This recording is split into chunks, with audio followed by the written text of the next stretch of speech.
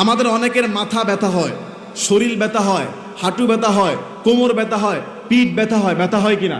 আজকে আপনাদেরকে একটা দোয়া শিখিয়ে দিব, ব্যথা ভালো হওয়ার দোয়া। শিখবেন এটা? নবী সাল্লাল্লাহু আলাইহি সাল্লাম বলেছে, ব্যথা যেই জায়গায় হবে, ব্যথা যেই জায়গায় হবে ওই জায়গায় হাত রেখে প্রথমে বিসমিল্লাহ পড়বেন 3 বার। কয়বার বলেন? বিসমিল্লাহ, বিসমিল্লাহ, বিসমিল্লাহ। কয়বার হলো? 3 বার। মনে করেন আপনার মাথা ব্যথা, মাথায় হাত ধরে বিসমিল্লাহ, বিসমিল্লাহ, বিসমিল্লাহ 3 বার এটা পড়বেন। এরপরে ছোট্ট দোয়াটা পড়বেন 7 বার।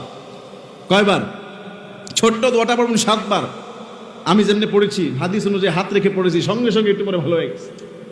দোয়াটা হলো আউযু বিল্লাহি ওয়া কুদরতিহি মিন শাররি মা আজিদু ওয়া উহাদিরু।